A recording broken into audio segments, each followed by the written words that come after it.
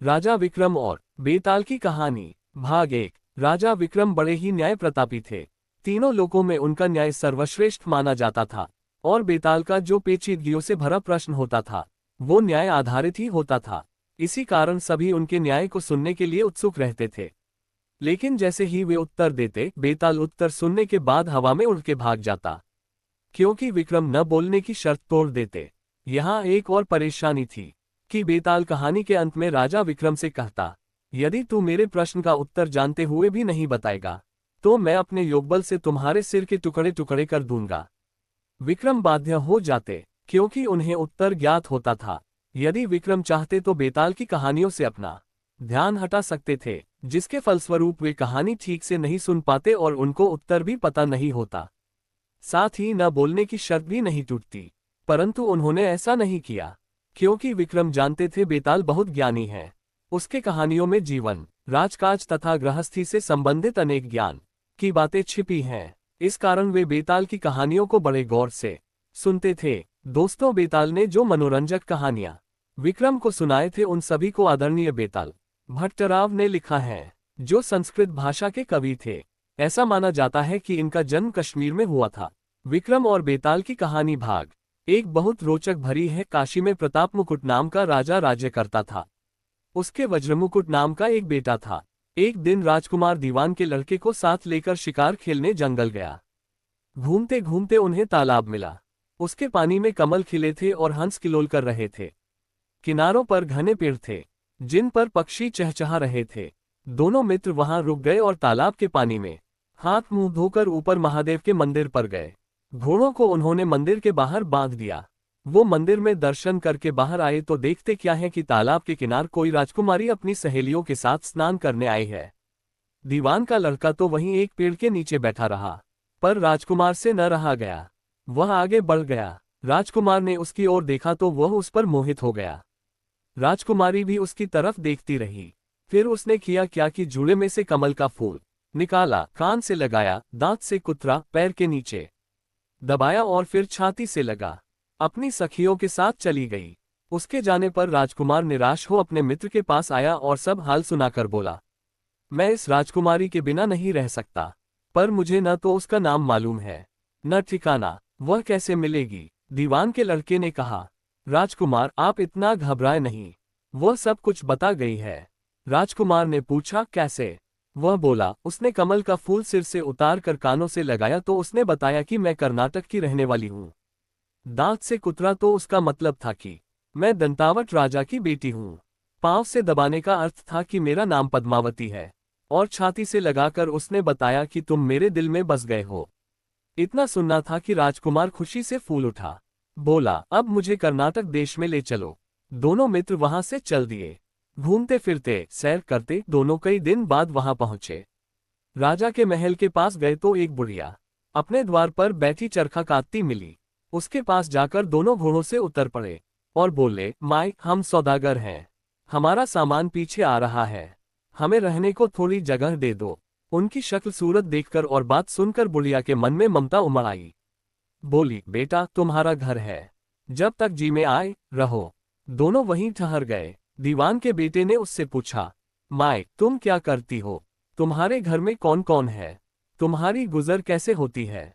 बुढ़िया ने जवाब दिया, बेटा मेरा एक बेटा है जो राजा की चाकरी में है। मैं राजा की बेटी पद्मावती की धाय थी। बूढ़ी हो जाने से अब घर में रहती हूँ।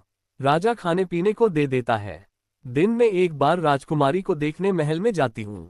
राजकुमार ने बुढ़िया को कुछ धन दिया और कहा, माए कल तुम वहां जाओ तो राजकुमारी से कह देना कि जेठ सुदी पंचमी को तुम्हें तालाब पर जो राजकुमार मिला था वह आ गया है। अगले दिन जब बुढ़िया राजमहल गई तो उसने राजकुमार का संदेशा उसे दे दिया।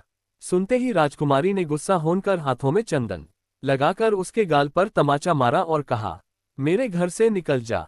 बुढ़िया ने घर आकर सब हाल राजकुमार को कह सुनाया। राजकुमार हक्का बक्का रह गया। तब उसके मित्र ने कहा, राजकुमार आप घबराए नहीं, उसकी बातों को समझें। उसने 10 उंगलियां सफेद चंदन में डुबोकर गाल पर मारी, इससे उसका मतलब यह है कि अभी 10 रोज चांदनी के हैं, उनके बीतने पर मैं अंधेरी रात में मिलूंगी। 10 दिन के बाद बुढ़िया ने फिर राजकुमारी को खबर दी तो इस बार उसने केसर के रंग में 3 उंगलियां डुबोकर उसके मुंह पर मारी और कहा, भाग यहां से। बुढ़िया ने आकर सारी बात सुना दी। राजकुमार शोक से व्याकुल हो गया। दीवान के लड़के ने समझाया, इसमें हैरान होने की क्या बात है। उसने कहा है कि मुझे मासिक धर्म हो रहा है। 3 दिन और ठहरो। 3 दिन बीतने पर बुढ़िया फिर वहां पहुंची। इस बार राजकुमारी ने उसे फटकार कर पश्चिम की खिड़की से बाहर निकाल दिया। उसने आकर राजकुमार को बता दिया। सुनकर दीवान का लड़का बोला, मित्र, उसने आज रात को तुम्हें उस खिड़की की राह बुलाया है। मारे खुशी के राजकुमार उछल पड़ा। समय आने पर उसने बुढ़िया की पोशाक पहनी, इत्र लगाया, हथियार बांधे।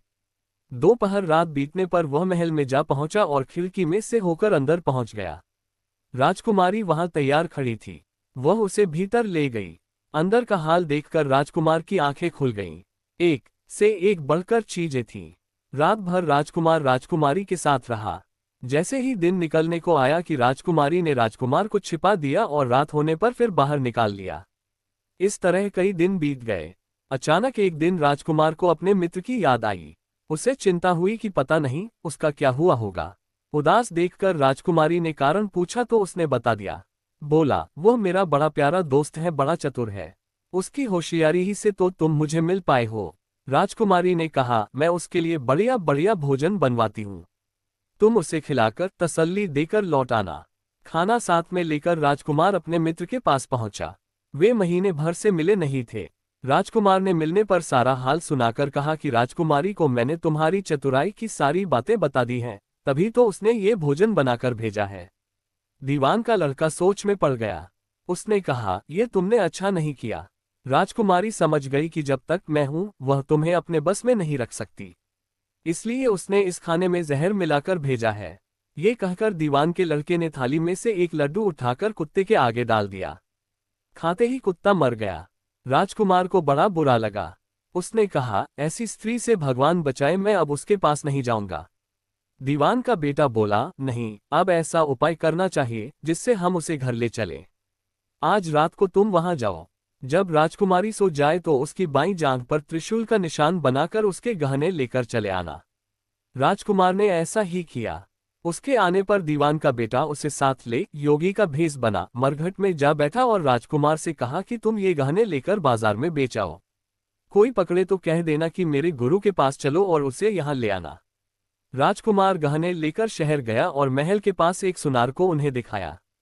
देखते ही सुनार ने उन्हें पहचान लिया और कोतवाल के पास ले गया। कोतवाल ने पूछा तो उसने कह दिया कि ये मेरे गुरु ने मुझे दिए हैं। गुरु को भी पकड़वा लिया गया। सब राजा के सामने पहुंचे। राजा ने पूछा, योगी महाराज, ये गहने आपको कहां से मिले? योगी बने दीवान के बेटे ने कहा, महाराज, मैं मसान में काली चौदस को डाकिनी मंत्र सिद्ध कर रहा था कि डाकिनी आई। मैंने उसके गहने उतार लिए और उसकी बाईं जांघ में त्रिशूल का निशान बना दिया। इतना सुनकर राजा महल में गया और उसने रानी से कहा कि पद्मावती की बाईं जांघ पर देखो कि त्रिशूल का निशान तो नहीं है। रानी ने देखा तो सही में निशान था। राजा को बड़ा दुख हुआ। बाहर आकर वही योगी को एक ओर ले जाकर बोला, महाराज, धर्मशास्त्र में खोटी स्त्रियों के लिए क्या दंड है? योगी ने जवाब दिया, राजन, ब्राह्मण, गौ, स्त्री, लड़का और अपने आश्रय में रहने वाले से कोई खोटा काम हो जाए तो उसे देश निकाला दे देना चाहिए। ये सुनकर राजा ने पद्मावती को डोली में बिठाकर जंगल में छुड़वा दिया। राजकुमार और दीवान का बेटा तो ताक में बैठे ही थे। राजकुमारी को अकेली पाकर साथ ले अपने नगर में लौट आए और आनंद से रहने लगे।